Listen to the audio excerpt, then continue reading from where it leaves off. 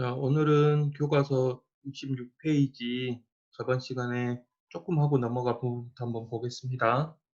자, 교과서 66페이지 여기 보기 전에 전 시간에 배웠던 거는 우리 지각을 이루고 있는 물질이 암석으로 돼 있고 암석 안에 광물이 있고 광물 안에는 또 원소들로 구성되어 있다는 거에 대해서 쭉 배웠죠.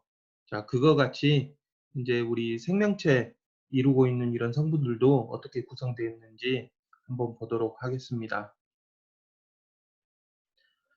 그 66페이지 밑에 보면은 탄수화물이 형성되는 거하고 지질, 그 지방이 형성되는 거에 대해서 나와 있는데 다시 한번 자세히 보도록 하겠습니다. 자, 우선 여기 보면은 우리 빵 먹으면 빵 안에 녹말이 들어있고 그거를 녹말을 잘게 잘게 자르면 결국은 포도당이라는 작은 단위로 만들어집니다. 이 포도당이 또 우리 몸에서 소화돼서 쌓이면 글리코젠이라는 성분으로 간에 저장이 되죠. 그래서 포도당이 가장 작은 단위고 이게 결합이 되면 다른 것들로 이렇게 어, 결합이 됩니다. 그 다음에 지방 같은 경우도 우리 지질도 다른 거하고 만나면은 세포막을 이루는 인지질을 구성하기도 하고 우리 중성지방이라고 하면은 식용유나 이런 기름들 있죠. 그런 걸로도 변하기도 하고 이런 식으로 바뀝니다. 자, 그래서 탄수화물 보면은 우선 가장 기본인 거를 단위체라고 하는데 단당류, 한 덩어리입니다. 한 덩어리. 그래서 우리가 주로 알고 있는 포도당, 과당, 갈락토스라고 있는데 요게 단당류라고 부릅니다. 이게 두 개가 결합돼 있으면 이당류라고 불러요. 이당류, 엿당, 설탕, 젖당 이런 게 있습니다. 그 다음에 이게 엄청 여러 개의 고리로 형성돼 있으면 다당류라고 부릅니다. 다당류. 그래서 셀룰로스, 녹말, 글리코젠 이런 게 있는데 우리 주로 녹말을 알죠. 녹말. 밀가루 안에 녹말 성분 뭐 이런 거 있죠. 이런 것들이 소화가 되면은 결국 포도당이 되죠. 자, 그림으로 한번 보면은 이런 식으로 되어 있습니다. 이제 좀 알기 쉽게 되어 있죠. 제일 위에 단당류를 보면은 포도당, 과당, 설탕, 설탕은 포도당 플러스 과당 이당류고, 자, 단당류는 이렇게 있습니다. 하나하나인데 결합되면은 이거는 이당류. 두 개가 결합돼 있죠. 단당류가 결합된 이당류. 그 다음에 이게 여러 개가 결합이 되면은 다당류라고 부르는데 글리코젠, 녹말, 식이섬유, 키틴질 막 이런 것들이 여러 개가 있습니다. 그래서 탄수화물이 결합을 하면은 이런 복잡한 구조들이 만들어집니다. 그 다음에 이제 지방 성분은 글리세롤이라는 성분에 다른 것들이 결합을 하면은 인지질, 중성지방 이런 걸로 여러 가지로 변형이 돼서 나오는데, 자, 여기 볼까요? 세포, 보면은 세포 끝에 세포막이 있습니다. 이 세포막을 구성하고 있는 게 인지질이에요. 그래서 인지질은 여기 보면은 이런 산소 있고 인 있고 그 다음에 CH도 보이죠. 탄소하고 수소도 보이고 산소 보이고 이런 식으로 결합되어 있는 복합적인 화합물들이 있는데 얘네들을 인지질이라고, 이것들이 하나만 있는 게 아니고 엄청 여러 개가 이렇게 결합되어 있어 가지고 세포막을 구성을 하게 됩니다.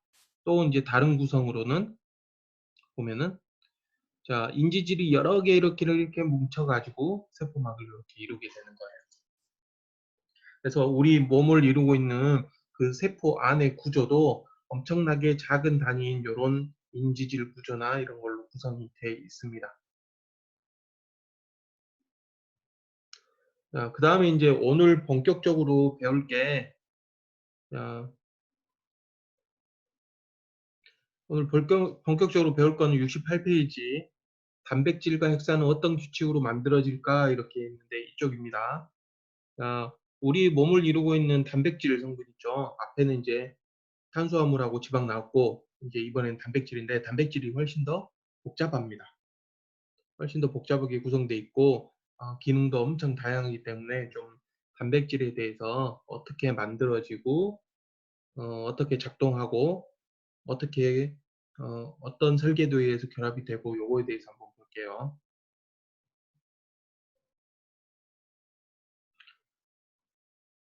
자, 우선 단백질은 아, 여기 그림에서 보면 가장 마지막이 단백질이에요. 제일 마지막에 결과가 단백질이고 단백질이 만들어지기 전 단계가 이렇게 돼 있죠. 그래서 제일 처음에 기본적인 게 아미노산이라는 거에서부터 시작합니다. 아미노산, 가장 기본적인 구조, 아미노산. 이게 서로 결합을 해요. 그래서 교과서에 보면은 기차들이, 열차들이 연결되어 있다라고 표현을 하는데 이런 식으로 결합되고 결합되고 결합되고 하는데 아미노산이 결합이 되는 거를 펩타이드 결합이라고 부릅니다. 이제 자세한 내용들은 크게 몰라도 되는데 아미노산이 결합되는 게 펩타이드 결합이다. 그 다음에 이게 조금만 결합이 돼 있죠. 그 다음에 이제 세 번째 보면은 엄청나게 많이 결합이 돼 있어요. 그러니까 결합이 많이 돼 있으면은 폴리, 펩타이드 이렇게 부른다. 폴리라는 말이 엄청 이제 많은 거 이렇게 생각하면 돼요. 그래서 우리 그 탄소입니다. 자, 그 다음에 폴리펩타이드 다음에 엄청나게 더 많이 결합을 해야지 그거를 우리가 단백질이라고 불러요. 그래서 이런 것들을 고분자 물질이라고 부릅니다. 고분자 물질. 그래서 단백질이 하는 역할을 보면은 우리 단백질 몸을 구성하고 있는 성분이죠. 근데 그 위에 나머지 여러 가지 작용들도 하는데 몸을 이루고 있는 성분 중에서는 근육 단백질로 되어 있어요. 그죠? 쉽게 말하면 살. 여러분들 닭고기 먹을 때 닭고기 살, 또 단백질로 돼 있잖아. 닭가슴살. 그래서 몸을 이루고 있는 성분. 그 다음에 우리 몸 안에 효소 성분, 호르몬 들어봤죠? 생체 조절하는 호르몬. 이것도 단백질 성분. 그 다음에 병균 들어왔을 때 물리치는 항체 반응할 때 그런 항체도 주 성분은 단백질입니다. 그래서 단백질은 자, 보면은 여러 가지 우리 몸에서 쓰이기 때문에 생체 우리 몸을 구성하는 데 상당히 중요한 물질이라고 생각하면 돼요. 자, 그 다음에 다시 한번 봅시다. 우리 몸의 단백질은 종류가 엄청나게 다양합니다. 그래서 아까 근육을 이루는 단백질도 있고, 그 다음에 근육 단백질이 하나가 있는 게 아니고, 우리 팔근육 담당하는 근육도 있고, 심장 안에 근육 담당하는 단백질도 있고, 다 다릅니다. 엄청 종류가 많아요. 그래서 이 아미노산이, 다양한 아미노산이 결합을 해서 펩타이드 결합한 다음에 폴리펩타이드가 되고, 이게 또 단백질이 되는 과정이 이렇게 나눠지죠, 다. 그래서 아미노산이 어떻게 하느냐에 따라서 단백질이 엄청 무수한 종류가 만들어집니다. 그래서 보면은 단백질을 만드는 가장 기본적인 게 이 아미노산인데 한 20여 가지가 있어요. 20여 가지. 그러니까 개수가 20여 가지 되는 쉽게 말하면 여러분들 레고 하면은 레고 블럭 있죠. 모양 다르죠. 그런 거라고 생각하면 돼요. 자, 그 다음에 이 아미노산들이 결합하는데, 자, 아미노산하고 아미노산 사이에 물 분자 하나 빠져나오면서 결합하는 거, 아까 결합하는 걸 펩타이드 결합이라고 그랬죠. 펩타이드 결합을 한다. 이 펩타이드 결합은 아미노산하고 아미노산 사이에 물 분자 하나 빠져나오면서 결합한다. 하면 되고, 요게 결합이 많이 되었고 길게 된 거를 폴리펩타이드라고 부른다. 그래서 요 아미노산 결합된 순서에 따라서 구조가 다 달라집니다. 그 다음에 기능도 달라집니다. 그래서 단백질이 엄청 다양한 종류가 만들어지는 거예요. 그래서 좀 보면은 자, 아미노산은 기본 블럭이라고 생각하면 되고요. 아주 조그만한 조리품이 만들어진 게 펩타이드 결합에서 조그마한 거 만들어지죠. 이게 이제 좀 더 많이 결합되면은 이제 좀 기능 있는 큰 조리품 만들어지고 이것들이 더 많이 결합을 하면은 완성품이 만들어지고 이런 구조로 되어 있습니다. 그래서 기본적으로 아미노산에서 출발해서 결합을 한 다음에 결합이 펩타이드 결합이라고 했죠. 그다음에 폴리펩타이드 마지막에 실제 기능을 한 단백질. 폴리펩타이드는 아직 단백질 같이 큰 기능을 하지 못하니까 이게 더 결합돼야지 단백질이 이렇게 만들어집니다. 뭔가 설계도 요렇게 개발되어 가는 과정 같죠. 그래서 우리 단백질 같은 걸 보면은 엄청 여러 가지 이렇게 결합되어 있는 펩타이드 구조나 이런 것들을 보이는데, 자, 요것들은 그냥 우리가 어 보기 쉽게 해 놓은 거고, 실제 단백질들은 대충 요런 식으로 인제 생겼다고 보면 돼요. 그래서 각각 근육 단백질도 있고, 그다음에 뭐 호르몬 작용하는 단백질도 있고, 효소 단백질도 있고, 다양한 종류가 우리 몸속에서 그 생체 반응을 하고 있어서 우리가 살아갈 수 있게 그렇게 되는 구조입니다. 그리고 폴리펩타이드하고 단백질은 보통 같은 의미로 쓰이긴 하는데 비슷하긴 한데, 단백질이 결합된 개수가 훨씬 많은 게 단백질이고 쪼끔 적으면 뭐 폴리펩타이드 이렇게 부르기도 합니다. 그리고 교과서에 보면은 원래는 인제 학교에서 나와서 했으면 실습을 해야 되는데, 여기 교과서 70 페이지 보면은 DNA 이중 나선 구조 만들기라고 있어요. 이제 교과서에서 뒤쪽에 보면은 부록에 찢어 갖고 할 수 있는데, 어 종이로 하는 거라서 쪼끔 허접하긴 하고, 나중에 인제 기회 되면은 학교에서 이거 만들기 키트 사 가지고 한번 해 보도록 하겠습니다. 그래서 인제 자, DNA가 나왔어요, DNA. 우리 DNA 모양은 다 알죠. 이중나선 구조로 돼 있고. 그래서 DNA의 가장 기본적인 부분만 한번 보겠습니다. 자, 우선 이제 DNA 들어갈 때 DNA를 구성하는 기본 성분부터 또 봐야 될 텐데, 오늘 용어가 좀 많이 나오죠, 어려운 게. 자, 우선 여기 보면은 뉴클레오타이드라고 불리는 게 있어요. 뉴클레오타이드. 뉴클레오타이드가 요거 지금 하나 말하는 건데, 종류가 지금 4개 있습니다. 뉴클레오타이드 A라고 써진 게 있고, T라고 써진 게 있고, G, C 이렇게 4가지 종류가 있어요. 자, 이 하나를 구조를 잘 보면은 인산이라는 성분하고 당하고 염기하고 이 3개가 한 세트를 이루고 있는 게 뉴클레오타이드 이렇게 부르고, DNA에는 이게 정보라서 이것들이 여러 개씩 배열이 되어 있습니다. 그래서 이것들이 결합된 거는 앞에 폴리가 붙은데 폴리 뉴클레오타이드 이렇게 불려요. 그래서 각각 하나하나는 뉴클레오타이드, 그다음에 결합되어 있는 거는 폴리 뉴클레오타이드 이렇게 부릅니다. 요게 DNA의 가장 기본 구성 성분이에요. 자, 그래서 여기 보면은 방금 가장 기본이 된 거를 다른 말로 단위체라고 부릅니다. 단위체. 이게 인상 단 염기가 들어 있었죠. 그래서 뉴클레오타이드라고 부르고, 요게 결합하는 게 폴리뉴클레오타이드. 자, 그래서 우리 생명체를 구성하고 있는 핵산이라는 게 있는데, 그 핵산이라는 게 복합적인 단백질 이런 걸 말하거든요. 그거 중에서 우리가 잘 알고 있는 DNA, RNA가 핵산에 포함이 되어 있습니다.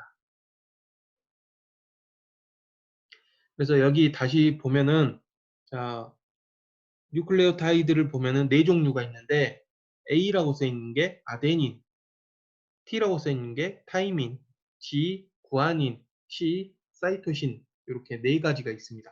이 4가지 가지고 엄청나게 복잡한 DNA를 만들고, 그 DNA가 우리 몸을 구성하고 있는 여러 가지 유전 정보들을 갖고 있는 거예요.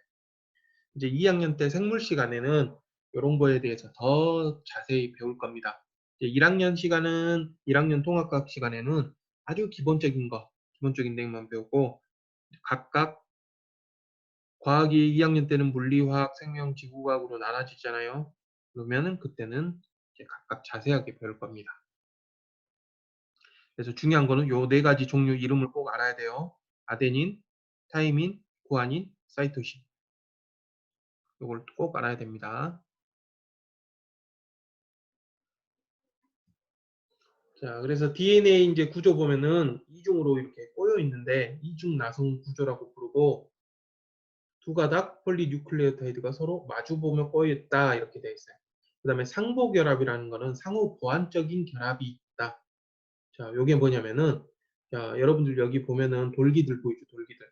이게 구멍이 맞는 짝이 있어요. 그러니까 얘가 돌기가 두 개 나왔으면은 들어간 거 두 개하고 만나야 되겠죠. 그러니까 짝이 있다는 거예요. 짝이. 요게 바로 상보결합, 상호 보완적인 결합으로 되어 있다. 자, 그 다음에 이 DNA는 어떤 기능을 하나 하면은 생체 정보를 갖고 있어요. 우리 몸 안에 생체 정보. 여러분들 얼굴 다 틀리고 신체 구조 다 틀리고 또 뛰어난 점도 다 다르고 그런 것들이 DNA의 정보들이 이미 다 다르기 때문에 부모한테 물려받은 이 유전 그 정보가 다 다르기 때문에 그래요. 그래서 누구는 곱슬이고 아니고 쌍꺼풀이고 아니고 이런 것도 다 물려받은 게 큽니다. 그죠? 자, 그래서 이렇게 DNA는 이중 나선 구조로 이렇게 되어 있어요. 그래서 여기 보면은 자, G하고 누구하고 짝인가요? G, C 짝이죠. G, C, C, G, T, A, A, T 이런 식으로 있죠. 그래서 이게 상호 보완적이라는 게 짝이 맞는 것끼리 있어요. 그것끼리만 결합이 되는 거예요. 아무거나 되는 게 아니고. 그래서 이런 식으로 유전 정보들이 이 DNA 가닥에 다 들어 있습니다.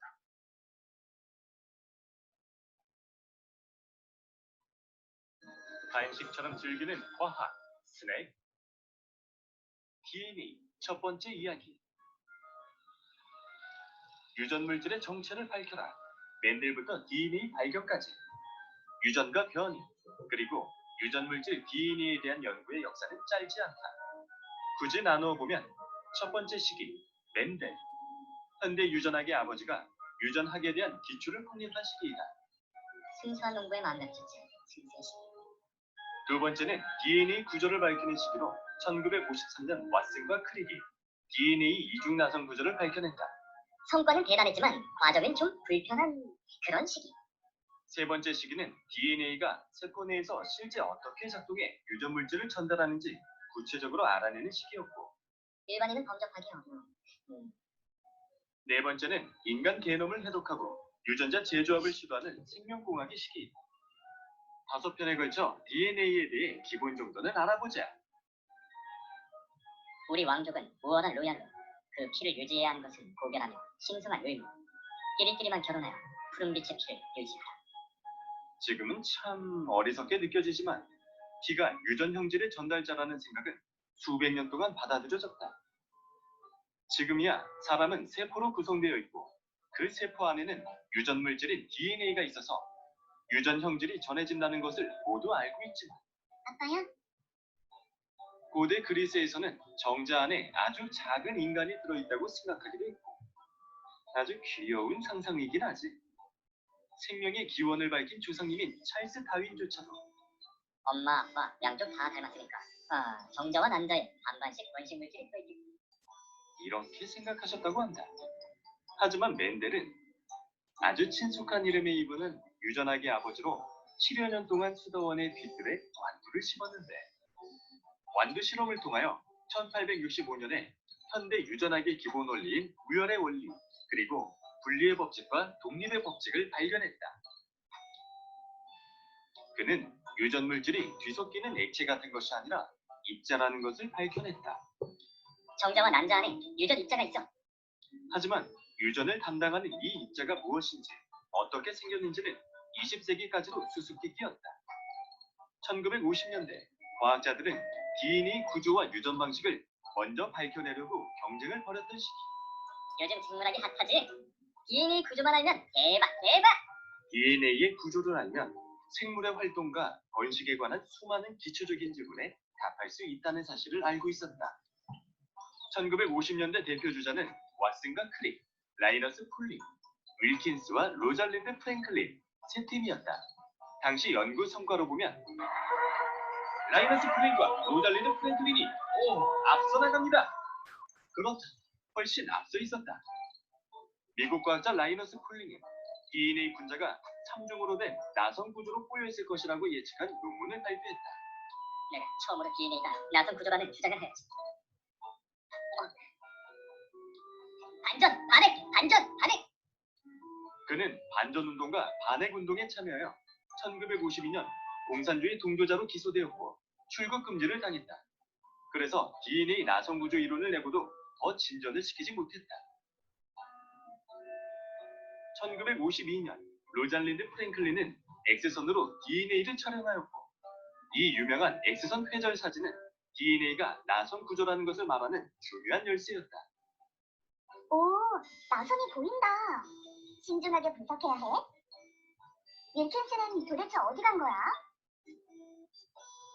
그런데 동료 연구자로 로잘린드 프랭클린과 사이가 좋지 않았던 윌킨스가 몰래 왓슨에게 그 사진을 보여주었다. 이거 한번 봐봐.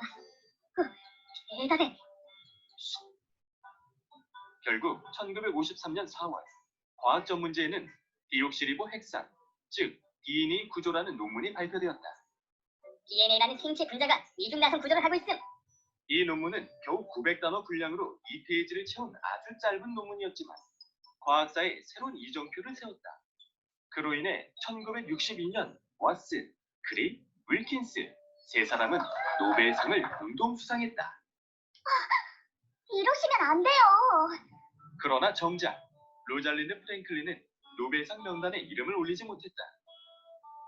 그녀가 1958년에 난소암으로 사망한 이후이기 때문이라고는 하지만 그녀의 공적은 오랫동안 알려지지 않았다.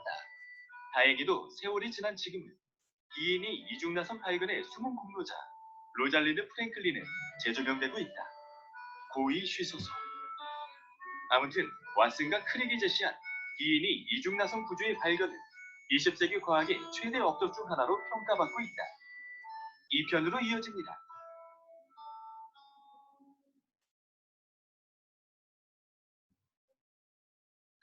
간식처럼 즐기는 과학.